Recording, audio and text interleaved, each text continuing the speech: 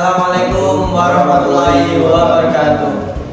Baiklah, perkenalkan kami dari kelompok 2. Dengan kelompok kami di sini ada 2 orang dan saya sendiri. Perkenalkan, nama saya Muhammad Ayuhan dengan NIM 230533643. Dan teman saya Dengan saya Muhammad Adi Fatah dengan NIM 2305336011752. Baik, di sini kami akan mempresentasikan hasil dari proyek yang kami kerjakan, yaitu mencari 3 jurnal. Di antaranya, Dalam 3 jurnal ini kami memilih topik untuk menganalisis keterlibatan siswa atau mahasiswa pada e-learning.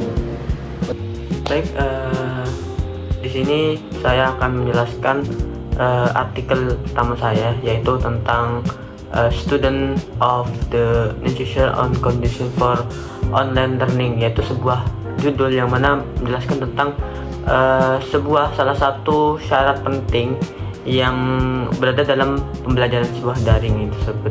Jadi di dalam artikel ini yaitu menjelaskan bagaimana pentingnya syarat-syarat dalam pembelajaran daring. Oke, dan hasil review yang saya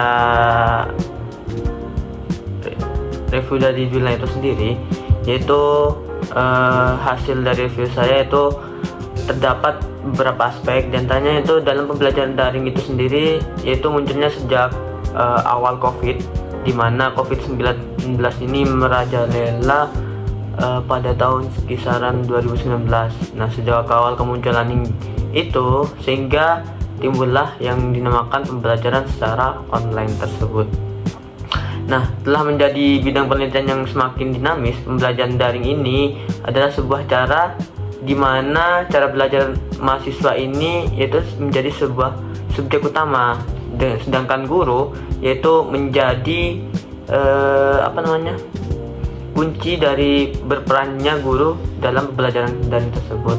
Namun karena adanya pemisahan ruang dan waktu antara guru dan mahasiswa dalam sebuah pembelajaran daring ini yang menyebabkan sulitnya pemahaman kita untuk menangkap pembelajaran apa yang kita dapatkan dari pembelajaran daring tersebut. Bahkan jika kondisi belajarnya itu baik, tetap tidak bisa lepas dari keterlibatan keterlibatan seorang guru gitu. Karena mereka belajarnya di rumah itu benar-benar sendiri-sendiri seperti itu. Nah, kaitannya setiap siswa itu terlibat sejauh mana keterlibatan mereka, bagaimana mereka terlibat dalam pembelajaran itu tersebut. Oleh karena itu semakin banyak dari penelitian ini yaitu memberikan perhatian besar pada siswa dan keterlibatan siswa, yang mana di dalam pembelajaran daring ini yaitu cukup prihatin lah, karena di dalam pembelajaran daring itu sendiri tuh kita tuh menekankan pentingnya keterlibatan siswa dan perlunya juga penelitian lebih lanjut untuk pembelajaran daring itu sendiri, karena dari input dan outputnya dari pembelajaran daring itu sendiri tuh benar-benar kurang gitulah untuk siswa itu sendiri, seperti itu. Mungkin untuk review jurnal tentang salah satu pentingnya dalam pembelajaran daring itu sendiri, ya sekilas seperti itulah. Artikel kedua dengan judul Towards Collaborative and Intelligent Learning Environment Based on a Tracking Data and Learning Analytic a Survey. Artikel tersebut membahas mengenai pandemi saat ini yang telah berdampak signifikan terhadap praktik pendidikan, mengubah banyak aspek seperti bagaimana dan kapan kita akan belajar, khususnya pembelajaran jarak jauh dan penggunaan platform digital yang semakin meningkat.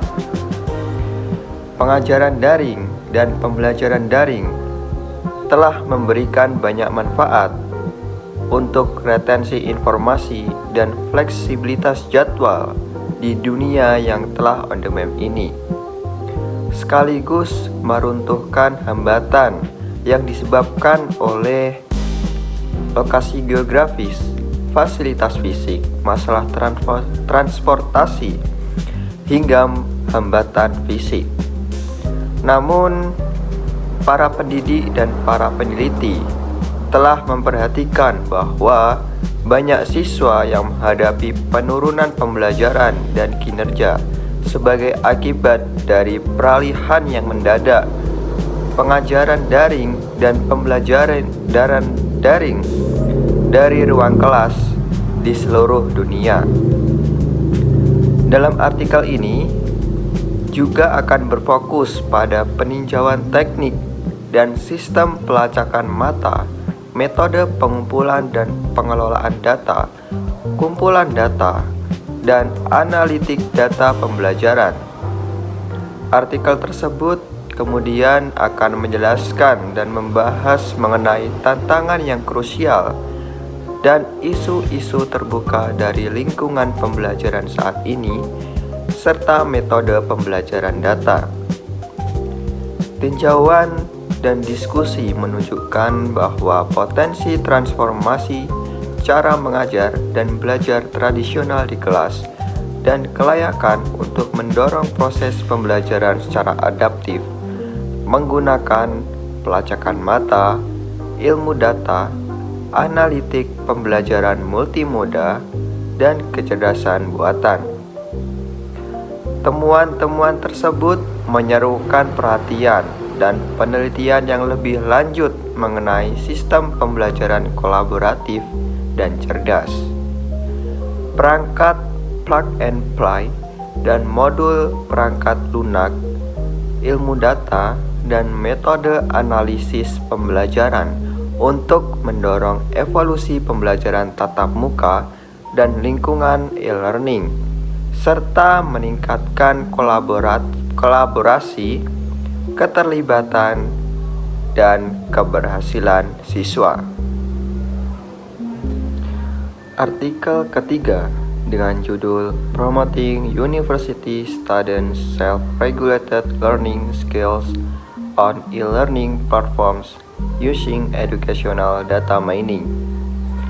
Artikel tersebut membahas mengenai platform e-learning yang saat ini digunakan oleh institusi pendidikan tinggi untuk pembelajaran terbuka dan jarak jauh yang seringkali kekurangan perangkat otomatisasi yang menawarkan dukungan personal kepada mahasiswa. Akibatnya, mahasiswa harus berperan aktif dalam mengelola proses pembelajaran mereka. Sebagaimana ditekankan oleh teori pembelajaran mandiri, mengingat fleksibilitas pembelajaran daring, di mana mahasiswa tidak terikat oleh jadwal tetap. Mereka harus mengembangkan disiplin diri dan otonomi untuk menavigasi dan mengendalikan pengalaman belajar mereka secara efektif. Artikel ini juga akan mengkaji potensi teknik penambangan data pendidikan untuk meningkatkan keterampilan belajar mandiri mahasiswa. Desain penelitian tersebut adalah eksperimental sejati yang diterapkan untuk menilai efektivitas intervensi berbasis teknik penambangan data pendidikan yang dikembangkan dalam mendorong pembelajaran mandiri. Learning itu yang saat ini digunakan oleh institusi pendidikan maupun tinggi, dan itu pembelajaran yang terbuka dan jarak jauh seringkali kekurangan perangkat otomatis yang dalam menawarkan dukungan personal kepada mahasiswa. Nah, dikarenakan oleh ini itu muncullah sebuah problem yang mana diakibatkannya mahasiswa harus berperan aktif dalam mengelola sebuah proses pembelajaran yang mana sebagai ditekankan oleh teori pembelajaran mandiri. Jadi mahasiswa itu sendiri itu ditekankan untuk belajar mandiri di luar kelas seperti itu. Nah, mengingat fleksibilitasnya harus mengembangkan disiplin diri dan dan otonomi untuk menavigasi dan mengendalikan pengalaman belajar mereka supaya efektif dengan cara individu, yaitu dengan studi mengkaji potensi teknik pengembangan data dan pendidikan untuk meningkatkan keterampilan belajar mandiri mahasiswa, yaitu dengan cara desain, penelitian, ekspresi mental sejati diterapkan untuk menilai efektivitas intervensi dan juga berbasis teknik pengembangan data dan pendidikan yang dikembangkan dalam mendorong peningkatan belajar mahasiswa itu sendiri, seperti itu. Jadi yang ditekankan dalam artikel ini yaitu bagaimana mahasiswa itu bisa belajar disiplin, belajar giat dengan pada dirinya sendiri gitu loh, kayak tanpa terpaksa mengerjakan sesuatu seperti itu, kurang lebih seperti itulah.